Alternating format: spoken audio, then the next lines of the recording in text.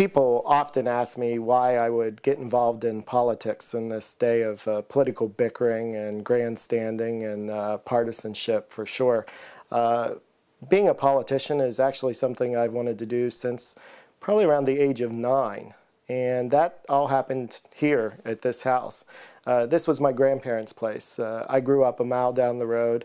My parents had moved back after 10 years of working for the Milton Hershey School.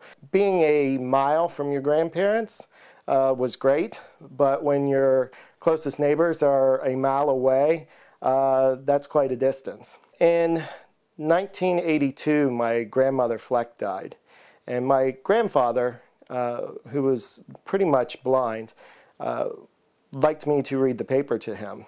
We shared the Daily News subscription between the two families. We were, I guess, too cheap or too frugal is a better word to actually buy 2 subscriptions.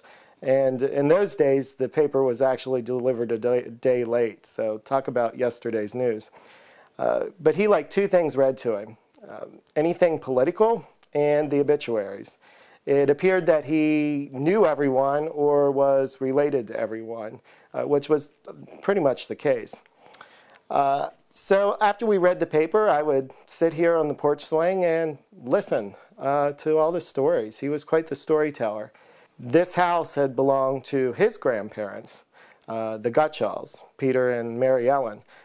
Peter married during the Civil War and then went off to fight in the war and returned home here to raise 12 children. The farm adjacent this was actually the Fleck family homestead, and that grandfather as well was in the Civil War, Andrew Grubb Fleck. 150 years ago, he was shot at the wheat field on the Gettysburg battlefield. He survived and lived for another day to be shot in Virginia. My grandfather knew him well. He died in 1927, and so I felt like I was getting a real piece of history by hearing secondhand information about the Civil War and even earlier times. In 1916, when my great-great-grandfather Peter Gutschall died, my grandfather's family moved over the hill into the homestead here to take care of his grandmother. And she too was blind, and he too would read the paper to her. So it was what goes around comes around, so to speak. And so he had some great stories about the Gutschalls and the Flecks. When it came time for him to marry, he pretty much did what his parents had done, and he went to the farm next door and found my grandmother, Estella Lane, and her family as well had roots back to the 1700s in this area. I grew up in Cromwell Township. My great-grandmother was a Cromwell, came from a long line of blue bloods that had left Baltimore and followed the iron industry and actually had the first iron furnace in this area. First iron furnace west of the Susquehanna River. All that happened right here, within a mile of my home. But to a 9-year-old, those stories seemed ancient. I was more interested in what was happening on the Dukes of Hazzard. Luckily, though, after my grandfather passed, I realized that I had inherited his uncanny memory, and I remember all those stories. And it's quite a legacy that he shared, and it's a legacy that you know, I now have as the resident of the farm here. The other thing my grandfather just totally loved to talk about was politics. For 50 years, he and my grandmother served on the Huntington County Republican Committee. And at that time in the early 80s, you had some up-and-coming local politicians, local being the state level, at federal level as well, lest we forget Congressman Bud Schuster. But here locally, we had Sam Hayes, Jr., my predecessor once removed. He had just been elected Majority Leader of the Pennsylvania House. You had Senator Bob Jubileer, our local state senator, who had just been elected Senate Pro Tem. So between the two, to have both leaders of the General Assembly serving this area, well, they were always in the paper. I was fascinated by that. They were always doing great things and making a difference here in the community. And I was probably 12 or 13 when I attended the first fall dinner rally for the Huntington County Committee. And I remember both of them came over to my grandfather and asked for his support. I was surprised. You know, these were celebrities in my mind and very powerful men to me back then. And they were asking my grandfather, this, you know, this farmer, this brickyard worker, former blacksmith and country veterinarian. But I learned exactly what the Fleck name meant and what my grandfather, as well as his ancestors, the legacy that they had left and that was instilled in me. And I was proud of my family history. Traditions run deep in this family. Every Thanksgiving, when all other families were sitting down for a holiday meal, our entire extended family would gather here to butcher hogs, usually enough hogs to last, to provide meat for the entire year. And it was a lot of work. You would get up first thing in the morning, well before sunrise, and get the big iron and copper kettles boiling so that you know, you could be working all day. Another family tradition is hunting. You know, we have family pictures that date from generations ago of the Fleck gang and the Gutschall gang. And even when my cousin Jeff and I were starting to hunt at age 12, we would be told to head down in the woods by the big white oak, and we'd get down there and there'd be about 25 big white oaks, and we realized that the white oak in question was some ancient landmark that was long gone. But I killed my first spring gobbler when I was 12 in Shore Valley. I bagged a bear in Maine at age 15, and for a good decade I was able to kill a whitetail on the first day of buck season, which was not uncommon for our family. Certainly I look forward to the first day of buck season every year. My world was pretty self-contained to Fleck Road back in those early years. Church wasn't an option. There was Sunday school, Sunday morning, Sunday evening, midweek service. In the late 70s, our church had split from Calvary Baptist in Saltillo, and we formed Heritage Baptist Church, which actually met in our home in the basement for 7 years while our new church in Pogue was being built. School, I attended kindergarten and first grade at Southern Huntington County Christian School. It was a short-lived school in Shea Gap. And then in second grade, my sister and I enrolled in Troth Creek Valley Christian School in Cassville, where I attended until 8th grade. Sunday afternoon, after church and after the dishes were done, we would all head up to Colmont, where my grandma Hooker lived. And we would spend the afternoon visiting with her or with my great-great-aunt Jane Krieger.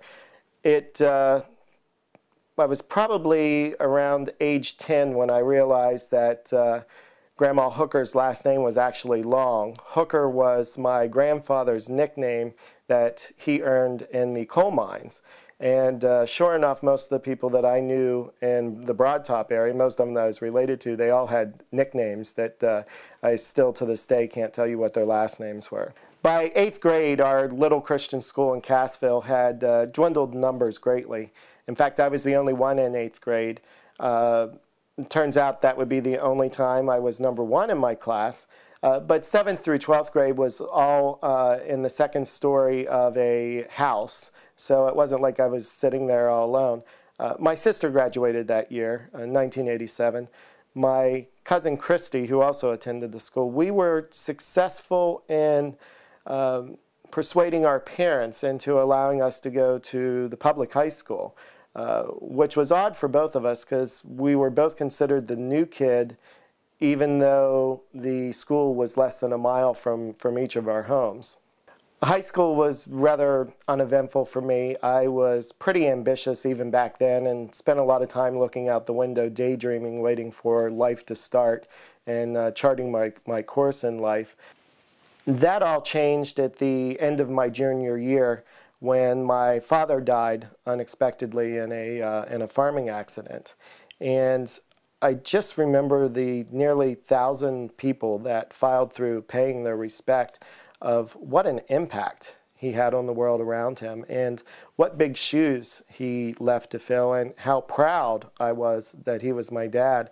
And even though I just had under 17 years with him, the fundamentals of life I learned from my dad. I spent a lot of time in Miami that summer. My sister Sherry had just moved there after a 5-year stint in Dallas, and it was my first opportunity to spend time outside of this area at any great length. She and I became extremely close. There's an 11-year age gap. She was 28, I was 17. But for an impressionable young man, Miami was certainly a switch from Appalachia. And, you know, I knew that I wanted to come home, but I also wanted to see the world. That fall, my senior year, I started applying to colleges. It was my mother who pulled on my heartstrings and wanted me to attend a Christian college. And she made sure all of her children furthered their education beyond high school. Education was something that was valued in our home. I was one of less than 24 kids in the class of '91 that actually went on to college, and there were 92 in my class that year. Attending Liberty, as it turned out, would be one of the best decisions I ever made. The friends I made there were lifelong friends, and I certainly ended up loving it and staying all 4 years, completing my degree in history and a minor in youth ministry. Dr. Falwell, although I certainly didn't agree with everything he had to say, but that came later in life. But at the time, he was a great visionary. You can't stand on Liberty Mountain and see the campus and not recognize the visionary leadership of him.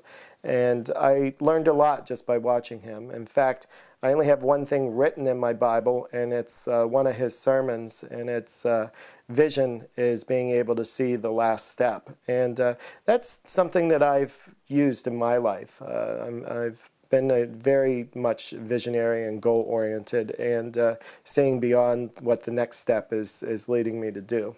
By 1996, I had enrolled in graduate school at Shippensburg University. The fastest route through the master's program was specializing in the Middle Ages. That was not my forte, but I'm really good at Jeopardy because of that. I finished all my classwork, but had some difficulty coming up with a thesis. In the interim, I ended up taking my first professional job working for the Boy Scouts as a district executive. I originally had planned on getting a PhD in history, but once I saw how difficult it was to get a job in that field, I decided I needed money to pay off my student loans. But the Boy Scout job ended up to be a fun career move. In 1997, I actually bought my home here. It was 4 years after my grandfather had died. It was vacant, and it was in pretty bad shape. There were squirrels in the attic. They had chewed the wiring. There were holes in the roof. There was windows missing. The place needed a lot of work. And I didn't know where I would end up, but I knew that Fleck Road would always be my home, and I would have a place to come.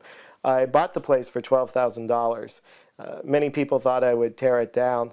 As I tore the 26 layers of wallpaper off the old horsehair plaster and got down to the old logs, I surprised a lot of people who didn't know it was a log house. But I knew. My grandfather had told me, and I remembered. One of the greatest gifts God has given me has been my lineage, a sense of knowing exactly where I come from. No matter where I am or where I may end up one day, this is home.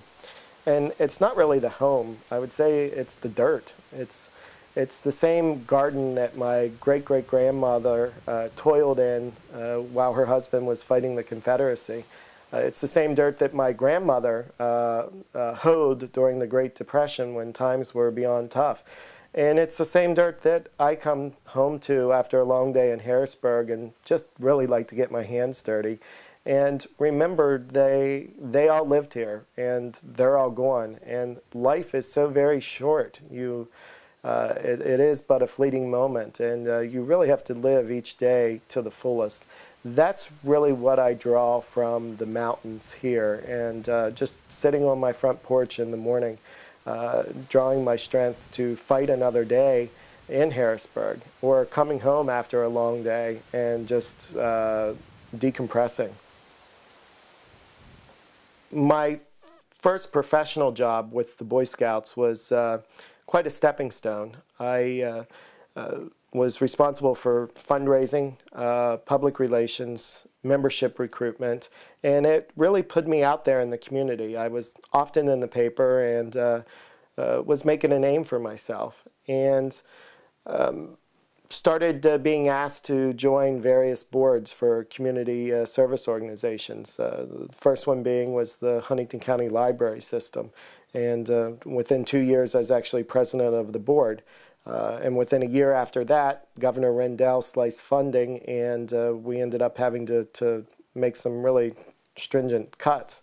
My first run for office was applying for the open seat on the Southern Huntington County School Board. It was in February 2001. The board had spent thousands on feasibility studies. The schools were over 40 years old. They were built out of sheet metal and single pane glass. I walked into my very first meeting as proud as a peacock. At 27, I was no doubt one of the youngest school board members in the state. The gymnasium was packed that night.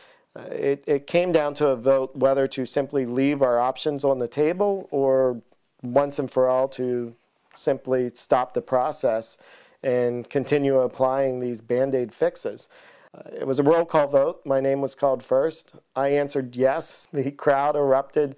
The motion passed 5-4. What I didn't understand that the 4 members who voted yes along with me had previously been in the minority. The dynamics of the board changed that night. In January of 2001, my sister Sherry was diagnosed with an inoperable brain tumor.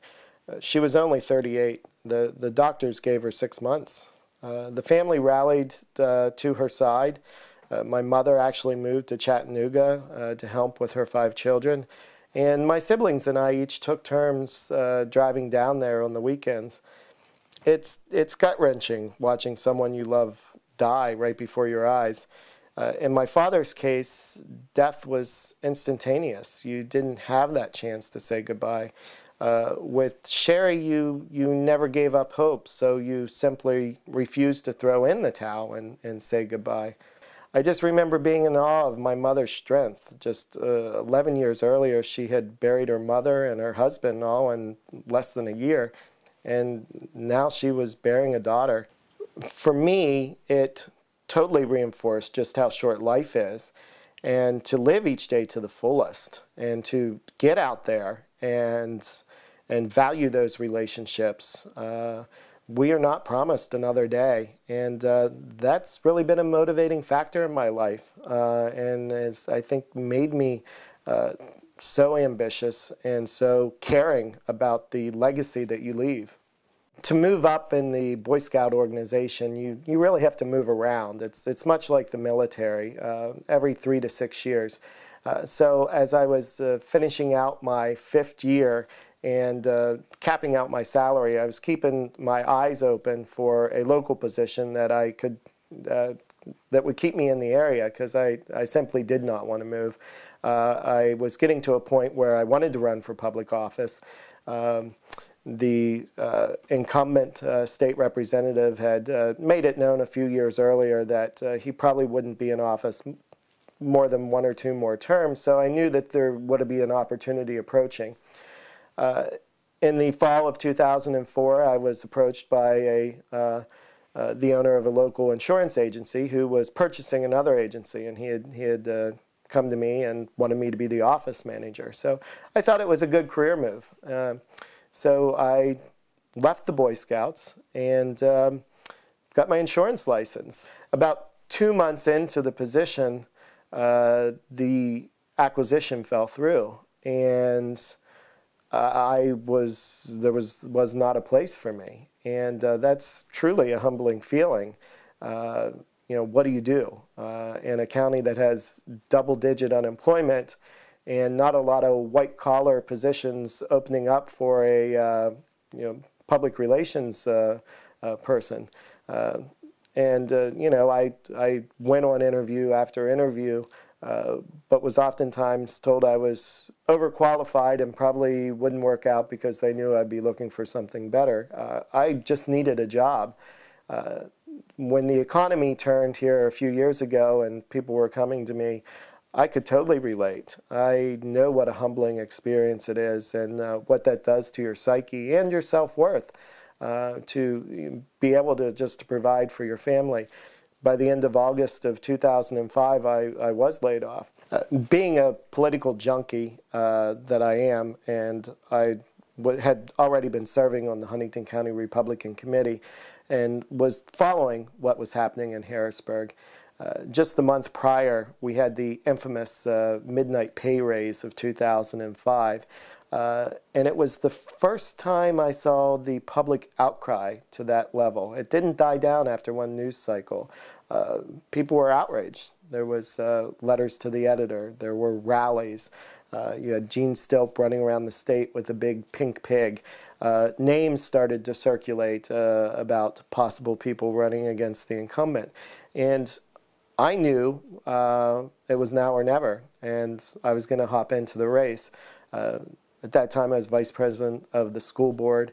I was president of the library board. I was vice president of the Rotary.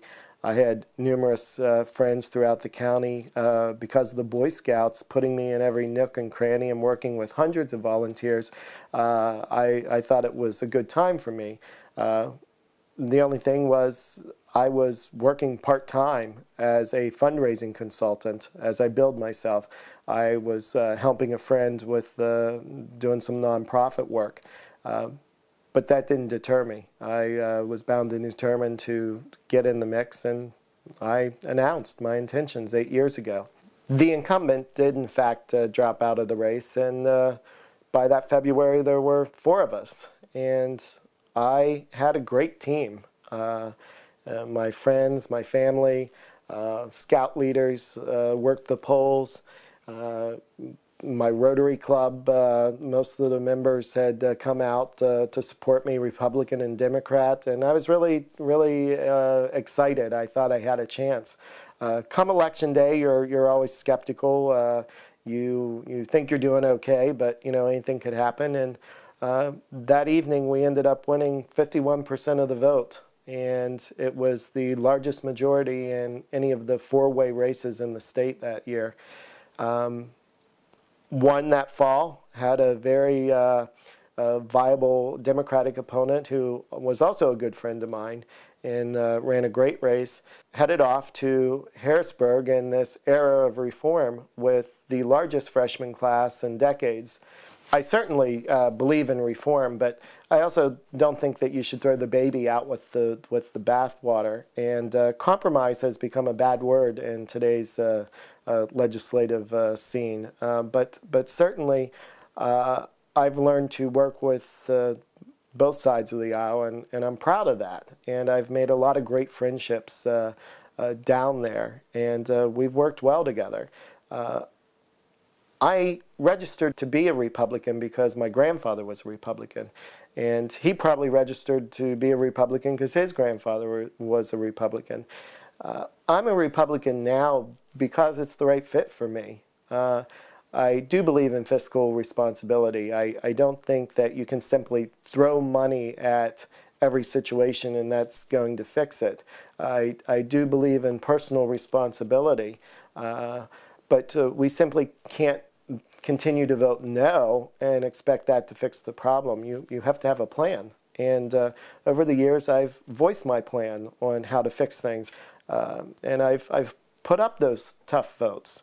I haven't always voted the party line, but at the end of the day, I have voted the district line, and I think that's evident. But I'm proud of my accomplishments of the last 7 years. I've worked hard for this district, and I believe that that is evident throughout the district. And I'm grateful for the community leaders who have lent their voice in endorsing me. I'm excited about this election. I feel reinvigorated, especially with the new district lines. You know, I get to get out there and meet new constituents and tell them all about me. As a political junkie, as someone who thrives on this stuff, I will run on my record. I think it is a record of accomplishments. We've certainly tried to bring economic development to this area. I have a great staff who has provided superior constituent service, and I enjoy my job, and I want to keep it.